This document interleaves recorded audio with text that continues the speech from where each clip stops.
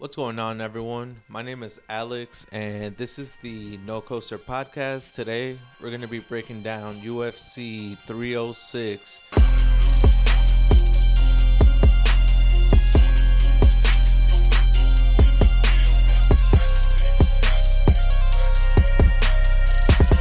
Alright, so it felt like it's been forever. I know I always say that, but it's been a long time since the last pay-per-view. I know there's been plenty of fight nights that's been happening, but I've been super excited to get the pod back up and break down this card. I don't know how long it's been since the Sphere UFC Noche has been announced, but in Dana White's words, this is supposed to be the love letter to Mexican fans, to Mexican fighters, and Mexicans in general. I'm super excited. You can see I'm wearing my Mexico jersey, and I can't wait to finally see Mexican fighters really coming up in the UFC. Of course, Mexican fighters are known to be great boxers in history, but UFC has been taking over, has been dominating the combat sports world. So, might have taken a little bit longer to get Mexican fighters really establishing themselves in the UFC. We have guys like Brandon Moreno and we have Alexa Grasso now. There's been plenty of Mexican fighters who have been in the UFC, but more than ever now, we're starting to see a lot of amazing talent coming out of Mexico. They even built out a PI in Mexico City to give them the right resources to have everything they need to be successful in this sport. So, saying that, let's get right into it, man. I can't wait to break these fights down with y'all. So, the first fight of the night, the one that's going to be kicking off the party, and I know the matchmakers did this for a reason. They have the youngster El Niño Problemo Chihuihuis Raul Rosas Jr., the youngest fighter in the UFC, is going to kick this party off. He's fighting the Mongolian murderer Ariel Lang, and Raul Rosas is a minus 800 favorite in this fight. I think I know what the matchmakers are doing. They want to kick this thing off with a banger. So I think Raul Rosas is going to do exactly that. The dude's got amazing wrestling. He's got good top control. He puts the pace on people and definitely keeps the pressure on them. So he's super persistent with his submission attempts, and he starts off pretty fast. So I don't see this fight going very long. So Raul Rosas, maybe his cardio will diminish in the later rounds. I know we saw that in one of his prior fights, but with the level of fighter that he's fighting today or on Saturday, I don't think this goes the distance. I mean, I know the Mongolian murderer can establish some good body shots on the feet. He's chinny, but he did get caught in his last fight, so that could be an issue. Although I think Rosas just goes for the sub, goes with the game plan. We know Ariel Lang doesn't have a good ground game, so Raul Rosas trained for this, take him down, get the sub, get the TKO, and let's go home with a bonus. I'm thinking is what the plan is for Raul's camp, but again, don't really have to break this one down. I think we all know what's going to happen. Our next fight is Manuel Torres El Loco versus Ignacio Bahamondes La Jaula. I think I pronounced that right. So Manuel Torres, this guy, I've been watching his fights and I've been super impressed. I mean, the guy's got 14 first round fight wins. He's a power striker. He's got good ground game. Submission game is pretty good. He's got 5 submission wins. He likes to throw teeps, powerful low kicks. He's very fast and throws those snappy punches. And he's got a chin on him. He can come out swinging a little crazy with those wide looping punches, but as of now, that's worked for Manuel Torres. And right away, looking this on paper, I want to go for all the Mexican fighters. I wanted to go for Manuel Torres so bad because he's impressed me with his resume so far, but never really heard of Ignacio Bahamondes until I really started watching film. This guy's a natural kickboxer. He's got 7 KO, TKO wins in the first round. So this guy finishes fights pretty early. He trains with Bilal, which is the current champion right now. So that's a big plus. He's going to get really good training, really good insight. And I think that may play a big factor in this fight. He does have a crazy KO against Christos. He's a very tall fighter. He's lengthy. He's 6'4", I believe. He's a large volume striker. His cardio is good. Utilizes high kicks, teeps.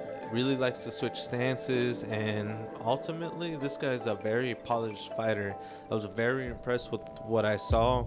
He can throw combinations from all directions. The nasty wheel kick against Roberts was just incredible. He also has that nasty front kick against Gomez. The guy was completely out. That was a disturbing KO for sure, but man, was it exciting. His top control was decent, so if it does have to go to the ground, I'm sure maybe he can utilize that from his toolbox. But I think these guys are gonna stand and bang. Ignacio is a little bit hittable from what I saw in film. He can be a little flat-footed, but I think he has the technicality to kind of make up for that. And hopefully it comes in with the right game plan. I didn't want to start off already not going for a Mexican fighter, but give me Ignacio Bahamondes. I think he takes this one. I think this potentially has the fight of the night written all over it.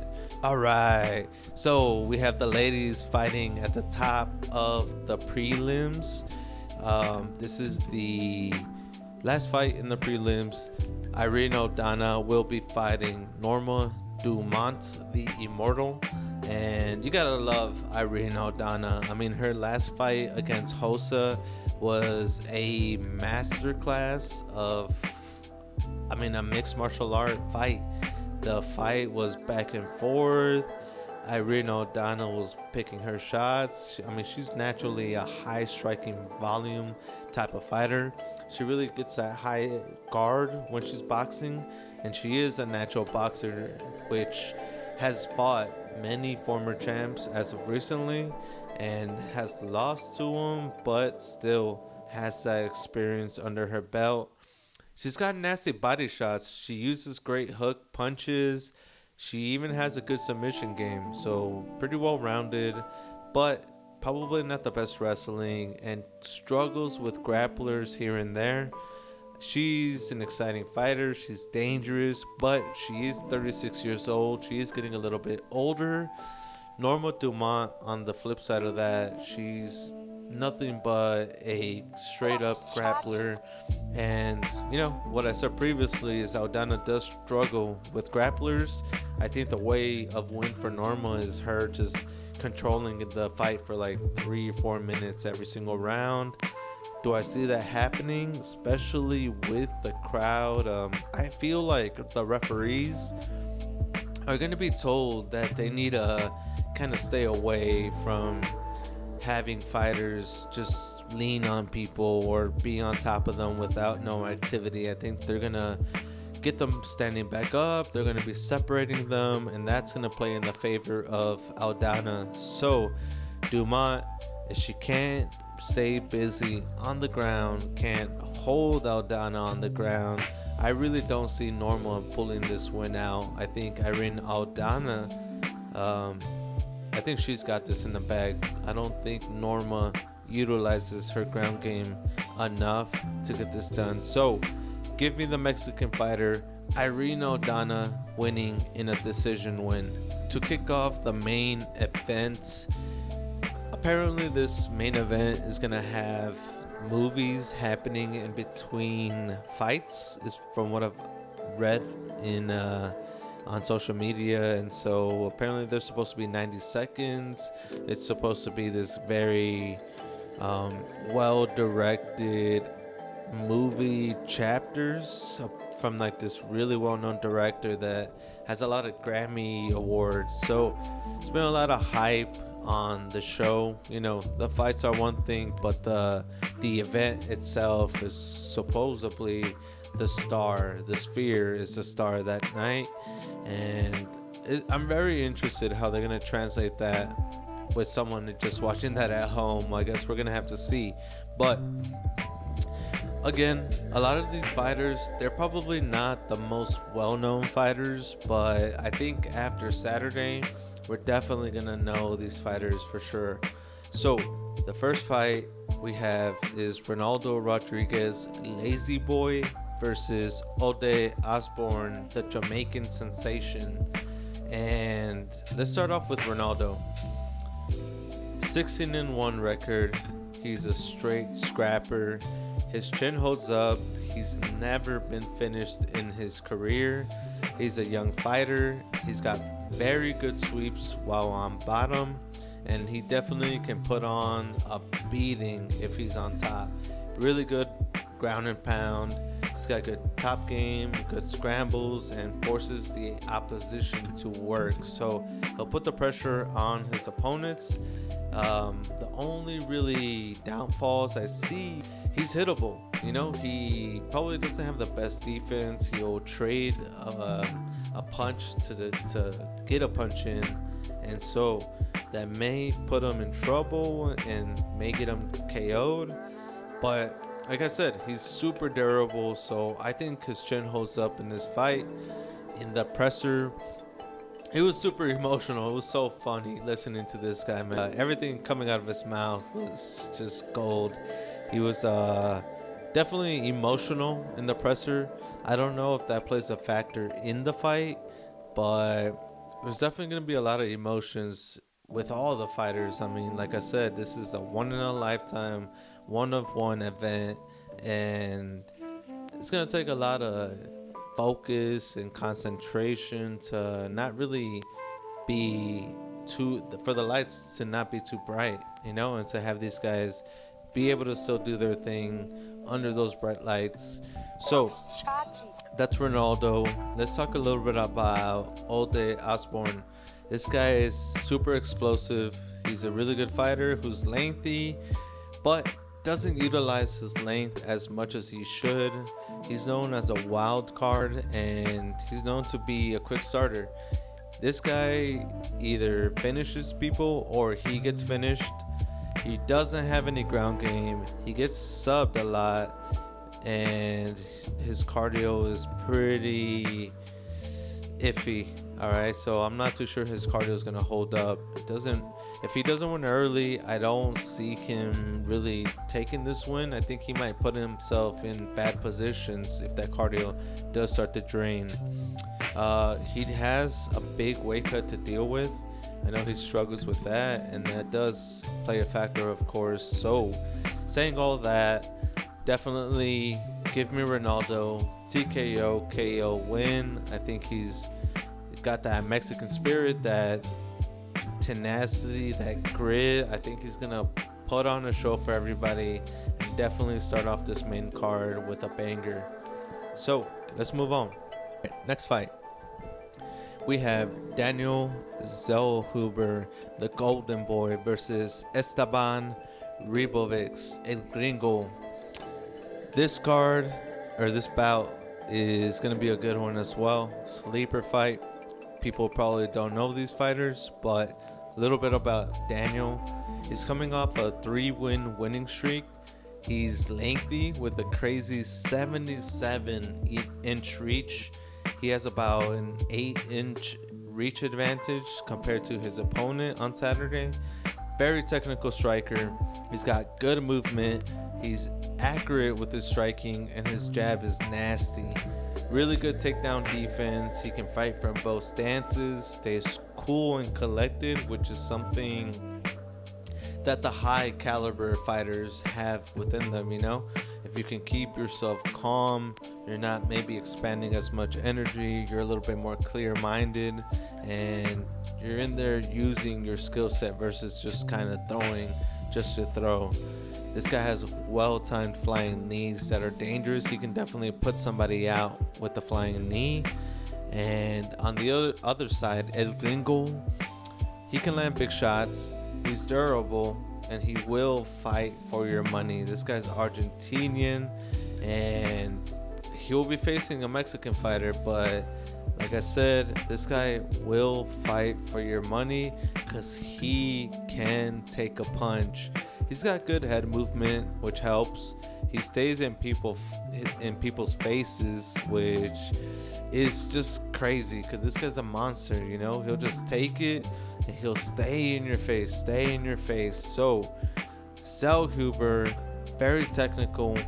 He picks his shots. If maybe Esteban makes this a really, really dirty fight and doesn't give the Golden Boy enough chance to kind of really display his accurate punches, his distance control, the opportunity to utilize that reach with a jab. If this guy can be in a phone booth, be in this guy's face, take the punches, he can probably have an upset for the Mexican people in this fight. He does use a Kimura, which is used to reverse positions when he's maybe on the ground or against the fence. He uses it to get back to his feet or even find a submission. He had an amazing KO against McKinney recently. McKinney just got KO'd nasty. He got kicked up behind the fence. He was sitting on the bench. He looked like he was dead, man. That was a very scary KO. It was nasty, brutal. So, saying that, Esteban is dangerous. I just think Daniel Zellhuber is a lot more polished. I think his technical striking is, for me, what I favor. Not only he's Mexican, but if he can come in with a good game plan, doesn't get too, too crazy, because Esteban's going to want to trade. If he can put the power in, he can rack up these points, he can break down Esteban little by little and get that TKO. I'm thinking a TKO happens, but I'm leaning more towards a decision just because of Esteban's durability. So give me Daniel for a decision win. This next fight got canceled at, I believe, UFC 303. Don't quote me on that, but Brian Ortega versus Diego Lopez. These guys were supposed to fight each other, and Brian Ortega was having a trouble making 145, I believe. I think they needed to do a catch weight, and by doing that catch weight, Ortega gets sick and then has to pull out on the day or the day before the fight. And oh man, I don't know if this will ever be done, probably so, but Dan Ige comes in, saves the day, and fights against Diego Lopez. Huge shout out to Dan Ige. That was, I don't know how you show up to a fight with hours of notice, but yeah, really good fight. Diego Lopez got to get past the first round and see if he can actually last 3 rounds, which he did. He won the fight. Dan Ige definitely displayed a really good fight, made Diego Lopez look human, because I know before that Diego Lopez was winning fights back to back to back in 90 seconds. Looked incredibly unstoppable. Dan Ige may put a chink into that armor, but Diego Lopez is dangerous everywhere. He's really good at mixing it up. Great cardio, great grappling, ground and pound is nasty. He can finish a fight in multiple ways, and he's definitely a fast starter. He can take a punch, and his jiu-jitsu is world class, just like Ortega's jiu-jitsu is world class. His name is T-City for a reason.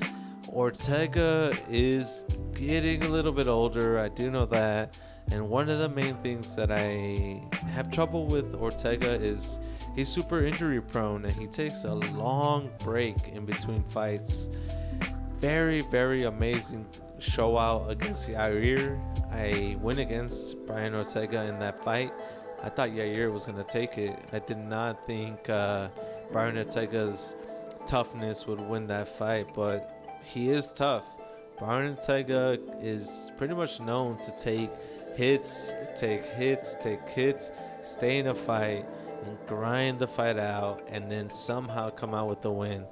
He was going to win against Volkanovski. I don't know how close that fight was to ending, but in an alternate universe, having Brian Ortega win the belt and Volkanovski being out in that moment, absolutely insane. So Ortega, amazing submission artist. He's fought the who's who. He's definitely experienced. He's patient when he settles into his fights, but he does have trouble with making the 145. So will that be a factor? I'm not too sure. Diego Lopez may lose his pace if it doesn't come in early, like the KO isn't early. He may start to slow down as the fight progresses. This is going to stay on the feet.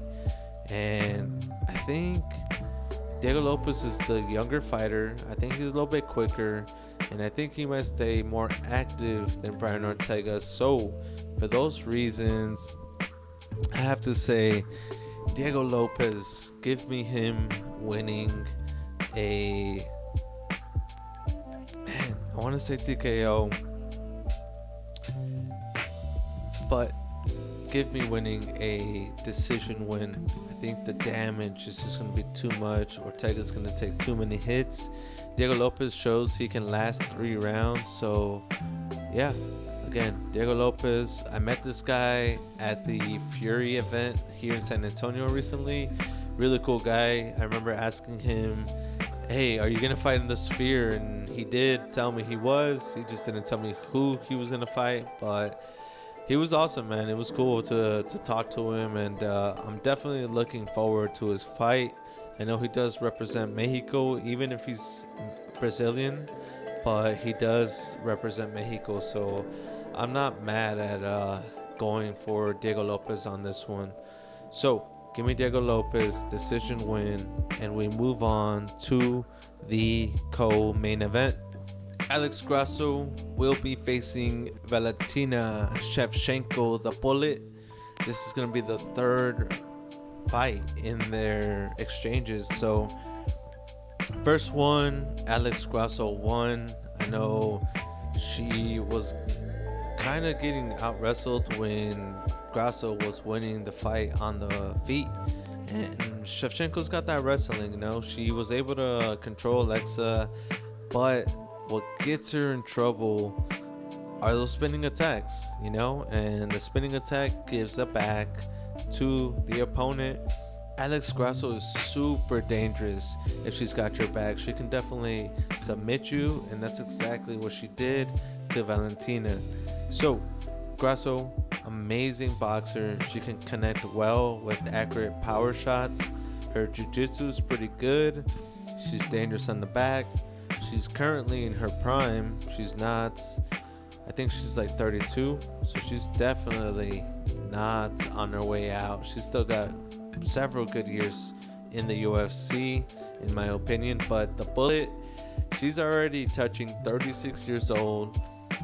People are even saying maybe she retires after this fight. I don't know. I haven't looked into it, but I would not be surprised. So, Alex Grasso, she's got the pressure on her back. She's the Mexican champion.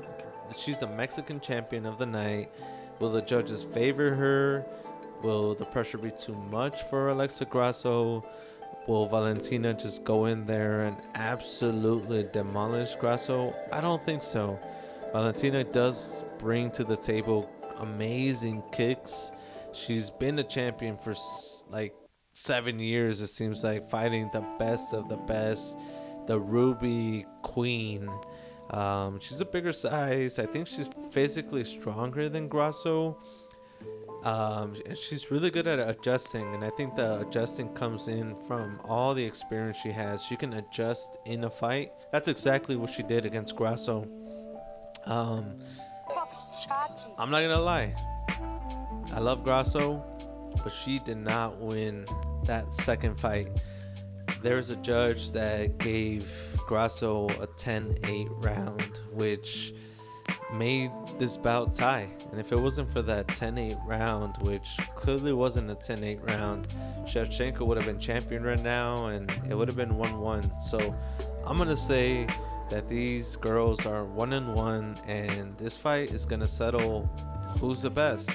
Do we have a new champion, a reigning champion that's gonna demolish for the next couple years, or is the OG gonna go in there and show the young or the new and upcoming champs what is up and display?